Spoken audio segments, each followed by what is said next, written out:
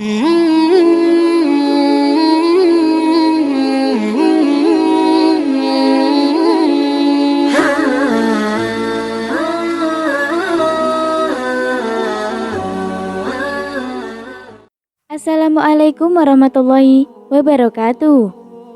Menjadi wali setelah makan riba. Habib bin Muhammad Al-Ajmi Al-Basri, seorang Persia yang tinggal di Basrah, adalah seorang ahli hadis terkenal yang meriwayatkan hadis-hadis dari Hasan Al-Basri, Ibnu Sirin, dan tokoh-tokoh terpercaya lainnya. Pertobatannya dari kehidupan yang ugal-ugalan dan berfoya-foya adalah karena dalil-dalil yang dikemukakan oleh Hasan dengan sedemikian fasihnya. Habib Al-Ajami sering mengikuti pengajian-pengajian yang disampaikan oleh Hasan, sehingga akhirnya ia menjadi salah seorang sahabat beliau yang paling akrab. Awalnya Habib adalah seorang yang kaya raya dan suka membanggakan uangnya. Ia menetap di kota Basrah dan setiap hari berkeliling kota untuk menagih piutang-piutangnya. Bila tidak memperoleh angsuran dari langganannya, maka ia akan menuntut uang ganti rugi atau galih alas sepatunya yang menjadi alas di perjalanan. Dengan cara seperti inilah Habib menutupi biaya hidupnya sehari-hari. Pada suatu hari, Habib pergi ke rumah seorang yang berhutang kepadanya. Namun yang hendak ditemuinya sedang tak ada di rumah. Maka Habib menagih utang kepada istri orang tersebut. "Suamiku tak ada di rumah." Istri orang yang berhutang itu berkata kepadanya, "Aku tak memiliki apapun untuk diberikan kepadamu. Tetapi kami telah menyembelih seekor kambing dan lehernya masih tersisa. Jika engkau mau akan kuberikan kepadamu." "Bolehlah," si lintah darat itu menjawab. Ia berpikir bahwa setidaknya ia bisa mengambil leher kambing itu dan membawanya pulang. "Masaklah, aku tak punya roti dan minyak." Si wanita menjawab, "Baiklah." Si lintah darat menjawab, "Aku akan mengambil minyak dan roti. Tapi untuk semua itu, engkau harus membayar gantinya pula." Lalu ia pun pergi untuk mengambil minyak dan roti. Kemudian si wanita itu segera memasaknya di dalam dilangga. Setelah matang dan hendak dituangkan ke dalam mangkuk, seorang pengemis datang mengetuk pintu. Habib Al-Ajmi pun menghardik si pengemis itu.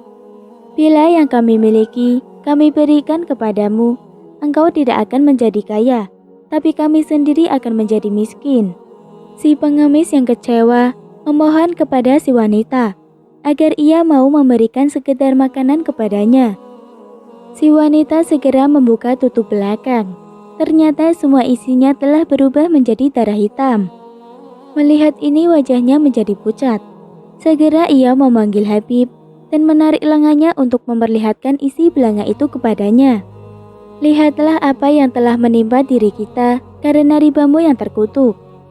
Kepada si pengemis, si wanita itu pun menangis. Apa yang akan terjadi pada diri kita di atas dunia ini? Apa pula di akhirat nanti melihat kejadian ini? Dada Habib terbakar oleh api penyesalan.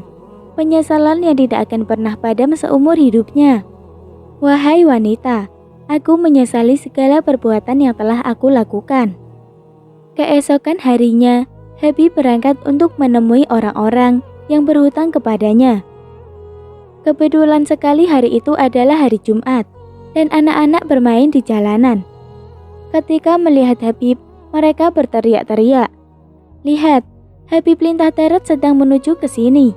Ayo kita lari, kalau tidak, niscaya debu-debunya akan menempel di tubuh kita, dan kita akan terkutuk pula seperti dia." Kata-kata itu sangat melukai hati Habib.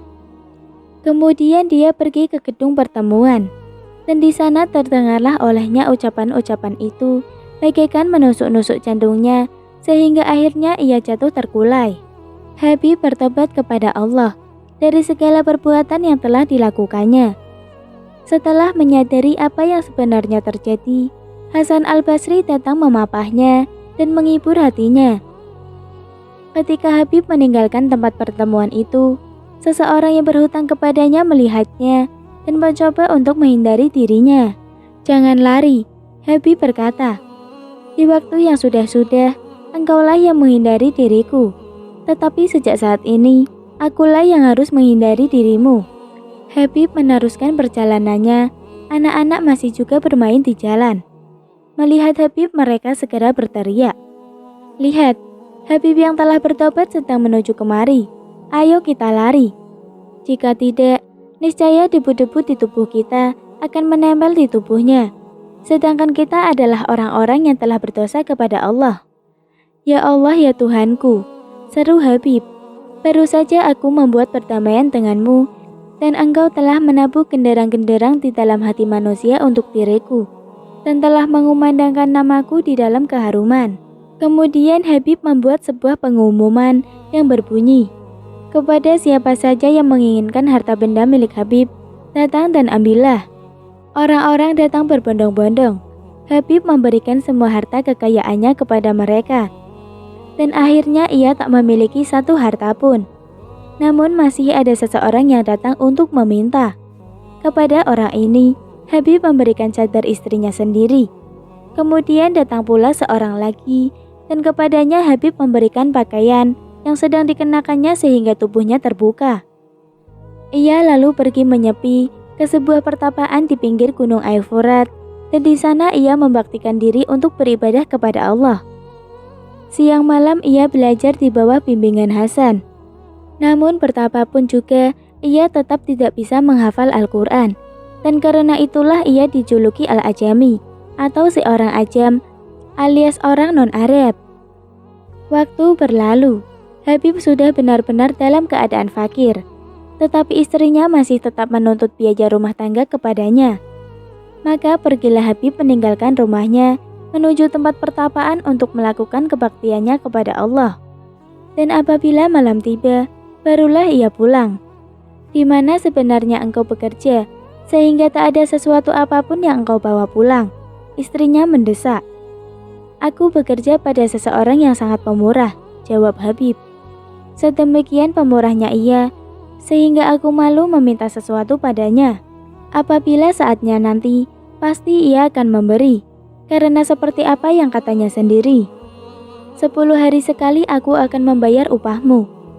Demikianlah setiap hari Habib pergi ke pertapaannya untuk beribadah kepada Allah. Pada waktu sholat zuhur di hari yang ke-10, sebuah pikiran mengusik batinnya. Apa yang akan kubawa pulang malam hari nanti? Apakah yang harus kukatakan kepada istriku? Lama ia termenung. Di dalam perenungannya itu, tanpa sepengetahuannya, Allah yang Maha Besar telah mengurus pesuruh-pesuruhannya rumah Habib yang seseorang membawakan gandum. Si pemikul keledai yang lain membawa seekor domba yang telah dikuliti, dan yang terakhir membawa minyak, madu, rempah-rempah, dan bumbu-bumbu. Semua itu mereka pikul disertai seorang pemuda gagah yang membawa sebuah kantong berisi 300 dirham perak. Sesampainya di rumah Habib, si pemuda mengetuk pintu. "Apakah maksud kalian datang kemari?" tanya istri Habib setelah membukakan pintu. "Majikan kami telah menyuruh kami untuk mengantarkan barang-barang ini." Pemuda gagah itu menjawab, "Sampaikanlah kepada Habib, bila engkau melipat gandakan jerih payahmu, maka kami akan melipat gandakan upahmu." Setelah berkata demikian, mereka semua pun pergi. Setelah matahari terbenam, Habib berjalan pulang. Ia merasa malu dan sedih.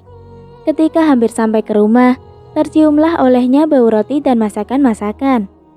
Dengan berlari, istrinya datang menyambut, menghapus keringat di wajahnya, dan bersikap lembut kepadanya. Sesuatu yang tak pernah dilakukannya di waktu yang sudah-sudah. "Wahai suamiku," si istri berkata, "majikanmu adalah seorang yang sangat baik dan pengasih. Lihatlah segala sesuatu yang telah dikirimkannya kemari melalui seseorang pemuda yang gagah dan tampan." Pemuda itu berpesan, "Bila Habib pulang, katakanlah kepadanya, bila engkau melipat gandakan jerih payahmu, maka kami akan melipat gandakan upahmu." Habib pun terheran-heran.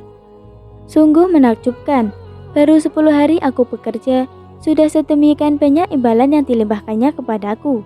Bagaimana pula yang akan dilimpahkannya nanti?" Sejak saat itu, Habib memalingkan wajahnya dari segala urusan dunia dan membaktikan dirinya untuk Allah semata. Habib Al-Azami adalah seorang wali yang juga memiliki keajaiban-keajaiban. Salah satunya adalah pada suatu hari, seorang wanita tua datang kepada Habib, merebahkan dirinya di depan Habib dengan sangat memelas hati. Aku memiliki seorang putra yang telah lama pergi meninggalkanku. Aku tidak sanggup lebih lama lagi terpisah dengannya. Berdoalah kepada Allah. Dia memohon kepada Habib, semoga berkat doamu Allah mengembalikan putraku itu kembali kepadaku. Apakah engkau mempunyai uang? Tanya Habib kepada wanita itu.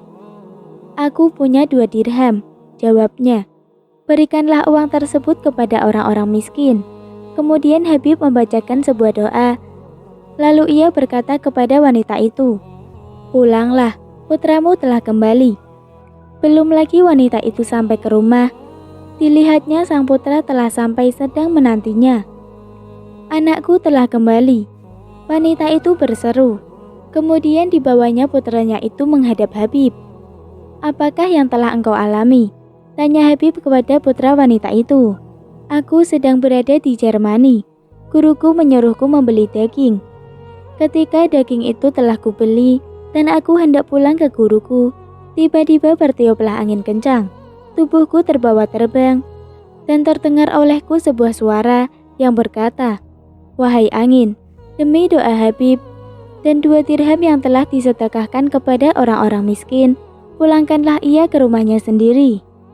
Habib Al-Jami juga memiliki karomah melipat bumi, yakni kemampuan untuk mempersingkat perjalanan. Pada tanggal 8 Zulhijjah, Habib terlihat di kota Basrah, dan keesokan harinya ia terlihat di padang Arafah. Suatu ketika, bencana kelaparan melanda kota Basrah. Karena itu, dengan berhutang, Habib membeli banyak bahan pangan dan membagi-bagikannya kepada orang-orang miskin. Setiap hari Habib menggulung kantong uangnya dan menaruhnya di bawah lantai. Apabila para pedagang datang untuk menagih utangnya, barulah kantong itu dikeluarkan. Sungguh ajaib, ternyata kantong itu sudah penuh dengan kepingan-kepingan dirham. Dari situ dilunasinya semua hutang-hutangnya. Rumah Habib terletak di sebuah persimpangan jalan di kota Basrah. Ia mempunyai sebuah jubah bulu yang selalu dipakainya, baik di musim panas maupun di musim dingin.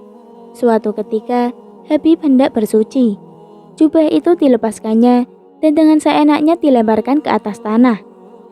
Tidak berapa lama kemudian, Hasan Al-Basri lewat di tempat itu. Melihat jubah Habib yang tergeletak di atas jalan, ia bergumam, "Dasar Habib seorang barbar, tak peduli berapa harga jubah bulu ini. Jubah yang seperti ini tidak boleh dibiarkan saja di tempat ini. Bisa-bisa nanti hilang." Hasan berdiri di tempat itu untuk menjaga jubah tersebut. Tidak lama kemudian, Habib pun kembali. "Wahai imam kaum muslimin," Habib menyapa Hasan setelah memberi salam kepadanya. "Mengapakah engkau berdiri di sini? Tahukah engkau bahwa jubah ini tidak boleh ditinggalkan di tempat begini? Bisa-bisa nanti hilang. Katakan, kepada siapakah engkau menitipkan jubah ini? Kutitipkan kepada dia, yang selanjutnya menitipkannya kepadamu," jawab Habib. Pada suatu hari, Hasan berkunjung ke rumah Habib dan disuguhi 2 potong roti gandum dan sedikit garam. Hasan sudah bersiap-siap hendak menyantap hidangan itu, tetapi seorang pengemis datang dan Habib menyerahkan kedua potong roti beserta garam itu kepadanya. Hasan terheran-heran, lalu ia berkata, "Habib, engkau memang seorang manusia budiman, tetapi alangkah baiknya seandainya engkau memiliki sedikit pengetahuan. Engkau mengambil roti yang telah engkau suguhkan ke ujung hidung tamumu, lalu memberikan semuanya kepada seorang pengemis. Seharusnya engkau memberikan sebagian kepada si pengemis dan sebagian lagi kepada tamumu." Habib tidak memberi jawaban. Tidak lama kemudian, seorang budak datang sambil membawa sebuah nampan. Di atas nampan tersebut ada daging domba panggang, makanan yang manis-manis, dan uang 500 dirham perak. Si budak menyerahkan nampan tersebut ke hadapan Habib. Kemudian Habib membagi-bagikan uang tersebut kepada orang-orang miskin dan menempatkan nampan tersebut di samping Hasan. Ketika Hasan mengenyam daging panggang itu, Habib berkata kepadanya, "Guru, engkau adalah seorang manusia budiman, tetapi alangkah baiknya seandainya engkau memiliki sedikit keyakinan. Pengetahuan harus disertai dengan keyakinan." Pada suatu hari, ketika perwira-perwira hajat mencari-cari Hasan, ia sedang bersembunyi di dalam pertapaan. "Habib, apakah engkau telah melihat Hasan pada hari ini?" tanya mereka kepada Habib. "Ya, aku telah melihatnya," jawab Habib. "Di manakah Hasan pada saat ini?" "Hasan di dalam pertapaan ini." Para perwira tersebut memasuki pertapaan Habib dan melakukan penggeledahan. Namun mereka tidak berhasil menemukan Hasan. 7 kali tubuhku tersentuh oleh mereka, Hasan mengisahkan. Namun mereka tidak melihat diriku ketika hendak meninggalkan pertapaan ini. Hasan mencela Habib. "Habib, engkau adalah seorang murid yang tidak berbakti kepada guru. Engkau telah menunjukkan tempat persembunyianku. Karena aku berterus terang itulah engkau bisa selamat. Jika tadi aku berdusta, niscaya kita berdua sama-sama tertangkap. Ayat-ayat apakah yang telah engkau bacakan sehingga mereka tidak bisa melihat diriku?" tanya Hasan. "Aku membaca ayat kursi 10 kali, Rasul beriman 10 kali, dan katakanlah Allah itu Esa 10 kali. Setelah itu aku berkata, Ya Allah, telah kutitipkan Hasan kepadamu, dan oleh karena itu jagalah dia di antara keajaiban-keajaiban." Suatu saat, Hasan ingin pergi ke suatu tempat. Ia lalu menyusuri tebing-tebing sungai Tigris sambil merenung-renung. Tiba-tiba Habib muncul di tempat itu. "Imam, mengapa engkau berada di sini?" Habib bertanya. "Aku ingin pergi ke suatu tempat, namun perahu belum juga datang," jawab Hasan. "Guru, apakah yang telah terjadi pada dirimu? Aku telah mempelajari segala hal yang kuketahui dari dirimu. Buanglah rasa iri kepada orang-orang lain dari dalam dadamu. Tutuplah matamu dari kesenangan-kesenangan dunia. Sadarilah bahwa penderitaan adalah sebuah karunia yang sangat berharga. Dan sadarilah bahwa segala urusan berpulang kepada Allah semata. Setelah itu, turunlah dan berjalanlah di atas air." Setelah berkata demikian, Habib menginjakkan kaki ke permukaan air dan meninggalkan tempat itu. Melihat kejadian ini, Hasan merasa pusing dan jatuh pingsan. Ketika ia siuman, orang-orang bertanya kepadanya, "Wahai imam kaum muslimin, apakah yang telah terjadi pada dirimu baru saja?" Habib mencela diriku. Setelah itu ia berlari di atas air dan meninggalkan diriku. Sedang aku tidak bisa berbuat apa-apa. Jika di akhirat nanti, sebuah suara menyerukan, "Lewatilah jalan yang berada di atas api yang menyala-nyala." Sedangkan hatiku masih lemah seperti sekarang ini. Apakah dayaku di kemudian hari? Hasan bertanya kepada Habib. "Habib, bagaimana engkau mendapatkan kesaktian-kesaktian itu?" Habib menjawab, "Dengan memutihkan hatiku, sementara engkau menghitamkan kertas." Hasan berkata, "Pengetahuanku tidak memberi manfaat kepada diriku sendiri, tetapi kepada orang lain." Di antara karomah Habib Al-Azmi adalah beliau mampu menumbuhkan rambut anak yang terlahir botak.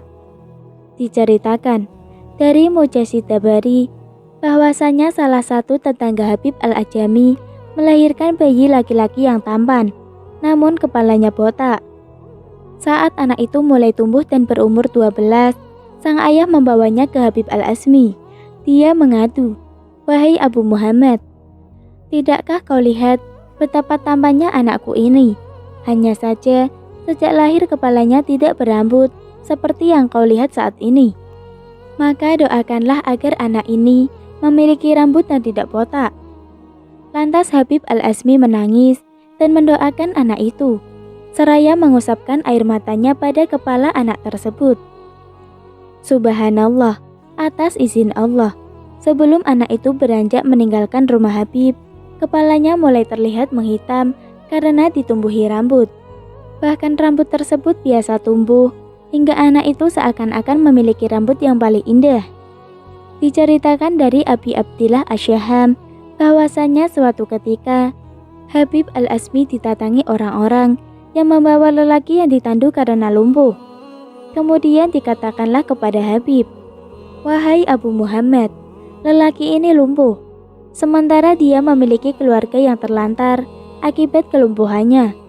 Jika engkau berkenan mendoakannya, barangkali Allah akan menyembuhkannya." Kemudian Habib Al-Azmi, sang waliullah, mengambil mushaf dan meletakkannya di leher lelaki lumpuh itu, seraya berdoa dan terus berdoa. Hingga akhirnya Allah Subhanahu wa Ta'ala menyembuhkannya, sehingga lelaki itu mampu berdiri. Bahkan dia sanggup berpulang dengan memikul tandu yang sebelumnya digunakan untuk membawanya. Demikianlah kisah Habib Al-Azmi, seorang rentenir yang diangkat menjadi wali karena bertaubat dan memiliki kejernihan hati.